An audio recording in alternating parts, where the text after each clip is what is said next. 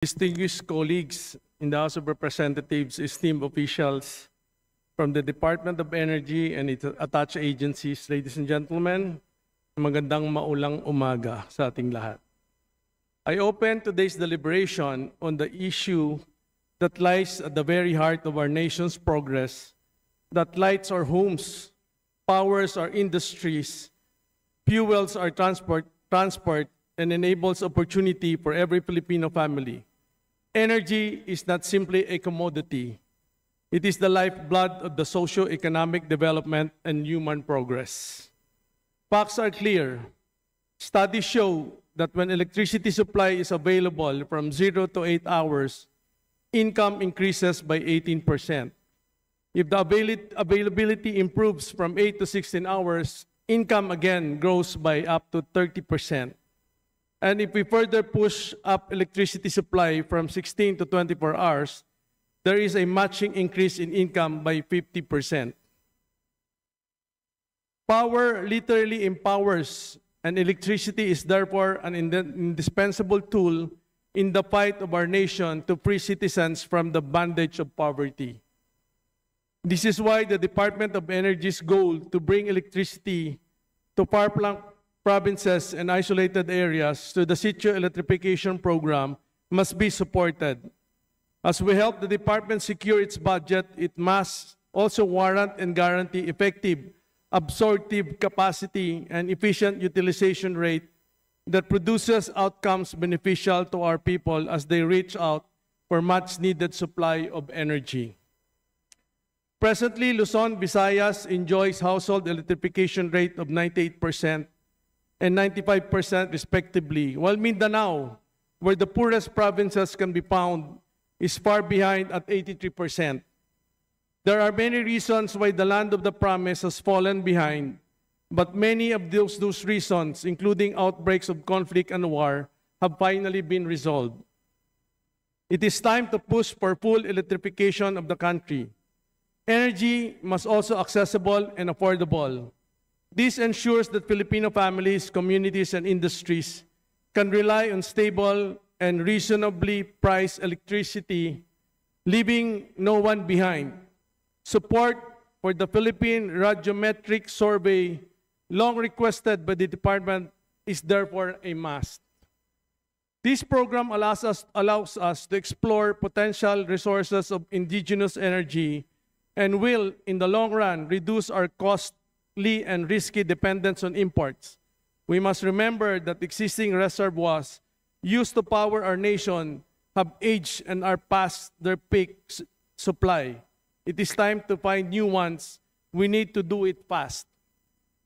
Strong, effective, and efficient regulation of rates and costs are also critical components in making sure that the Filipino consumers are protected against absurd predatory pricing of electricity. After all, what use is electricity if people cannot afford it? Thus, the Energy Regulatory Commission respectfully requests, and I submit, should receive our full support for a fair and evidence-based rate setting, timely resolution of pending cases, robust oversight to foster competition, stable, enhanced regulatory environment to attract investment, and proactive and consumer-focused leadership. The shift to renewable energies is also a paramount concern, not only to mitigate effects of climate change, but to provide a healthier environment for Filipinos.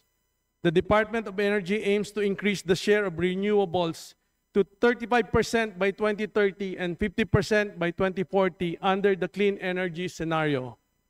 To make this happen, the following programs are in place: Green Energy Auction Program, Renewable Portfolio Standard, and the Coal Moratorium, all of which individually and when taken together encourage developers to build new renewable energy projects here in the country.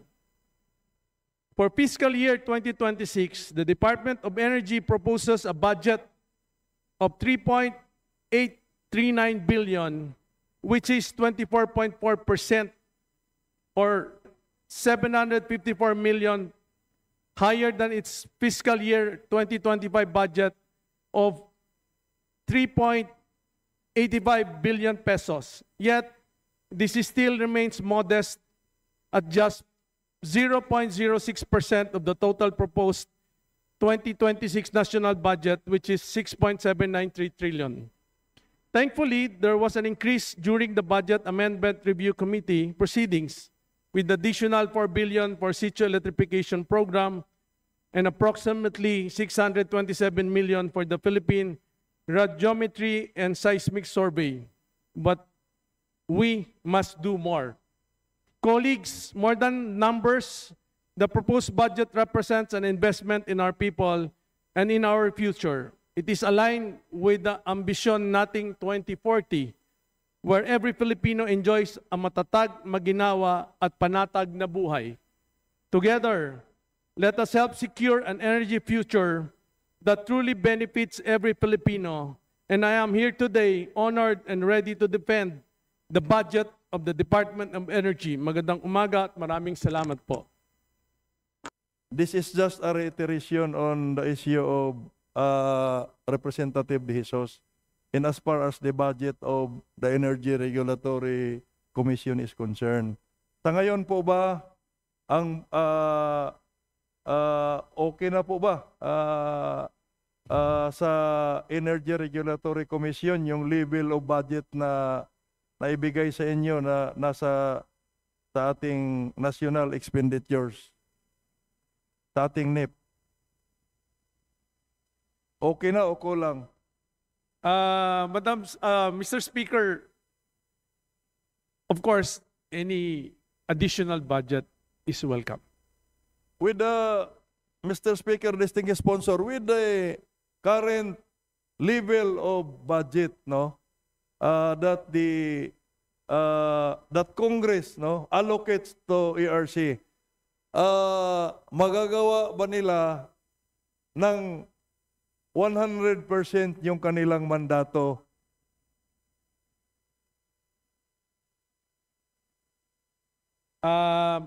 Madam Speaker, Mr. Speaker, with the current budget, it's gonna be tight for them to be able to fulfill their mandate, especially on speedy disposition of the cases before the ERC. Is the distinguished sponsor implied that magagawa nila pero baka may epekto? Like for example, delayed decisions on the various petitions filed like CAPEX, power supply agreements. Yan ba po yung kahihinatnan kapag very tight yung budget?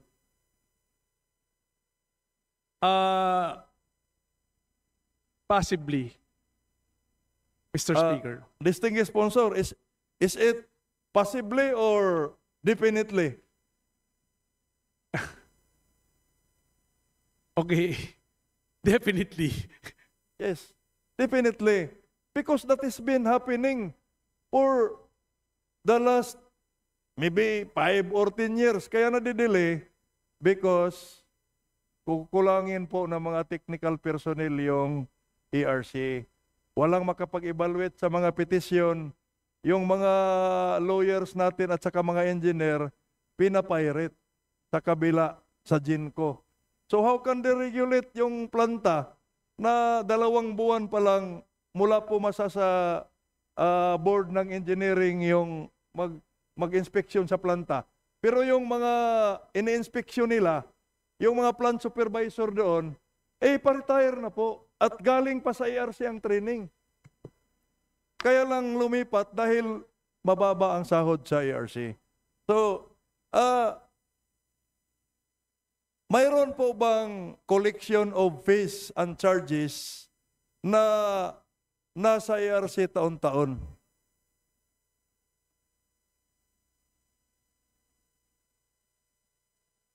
Is there a fund, distinguished sponsor, Mr. Speaker, in the Energy Regulatory Commission out of their collection from fees and charges? Is there a fund to that?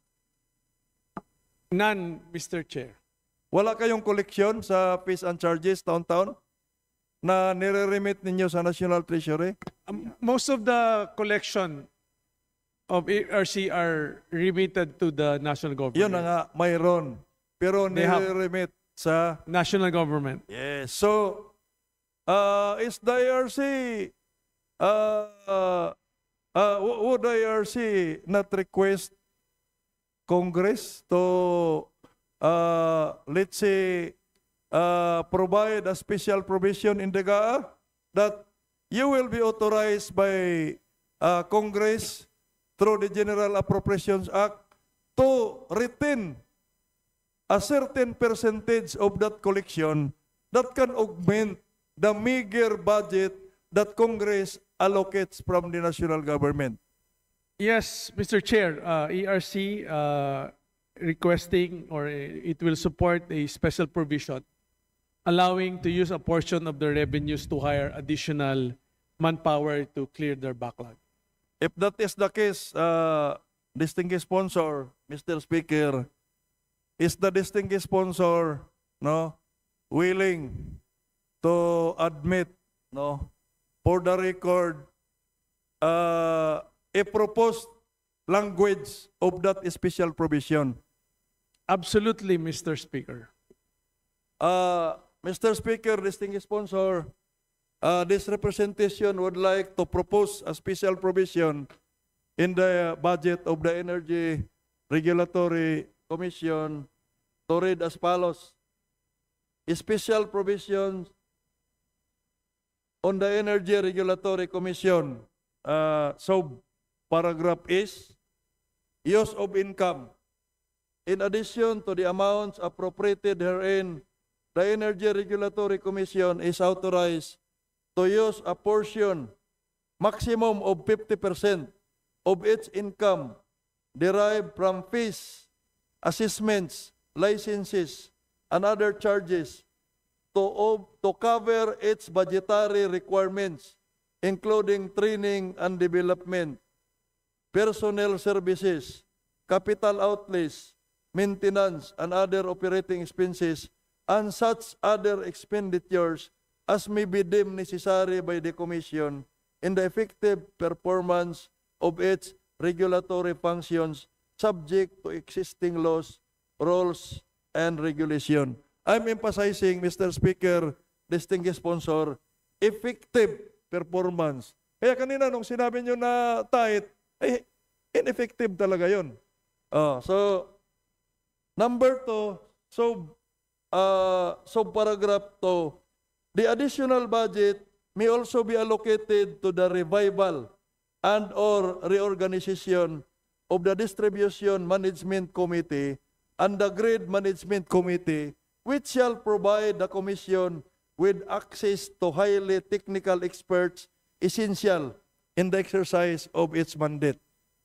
Ipaliwanag ko lang ang provision na yan. Noon, ang ERC is former Energy Regulatory Board. When EPIRA was enacted in 2001, nagiging commission siya. During the transition, I am part of the Distribution Management Committee who drafted the distribution code. And ang mga member po dyan are highly trained technical people from the distribution utilities, private and including may Napocor. Then, yung Grid Management Committee, that includes Professor Wally Del Mundo of the UP, UP Engineering. So, ngayon, yung dalawang committee, dinisband nung nakaraang ERC administration. At dahil karamihan, kukunti na lang yung mga natira na technical personnel sa ERC, nagsilipatan na, hirap sila. So ngayon, gusto nating i-revive yun. Part of this amount na i-retain, i-revive yun para may advisory council sila na makakatulong sa mga bago nilang mga hired na technical personnel. Yan po yung justification. So, Mr. Speaker, distinguished sponsor, I hope that may tawid natin to sa Committee on Appropriation na mapasama sa special provisions ng budget ng Energy Regulatory Commission. Thank you, Mr. Speaker. The ERC welcome the inclusion of this special provision in the final budget of the ERC. So with that, Mr. Speaker, distinguished sponsor, ako po'y nagpapasalamat doon sa mga kasagutan, lalong-lalo na po doon sa VAT on systems loss charge na 3 taon ko nang hinintay. And considering that there are no other members of the minority who wish to interpellate, I move to terminate the period of interpellation and debate on the proposed budget of the Energy Regulatory Commission for the fiscal year 2026. I so move, Mr. Speaker. Majority Leader? Mr. Speaker, on the part of the majority, we join the minority in moving for the termination of the deliberation on the proposed budget for 2026 of the Energy Regulatory Commission. So move, Mr. Speaker. There's a joint motion to terminate the interpellation on the proposed budget of the Energy Regulatory Commission. Is there any objection? Hearing none, the interpellation on the proposed budget of the Energy Regulatory Commission is terminated. Congratulations. Mr. Speaker, Majority Leader. I move that we suspend consideration of House Bill number 4058. There's a motion to suspend consideration of House Bill number 4058. Is there any objection? Hearing none, the motion is approved. Majority Leader. Mr. Speaker, I move that we adjourn session until Monday, September 29, 2025 at 10 a.m.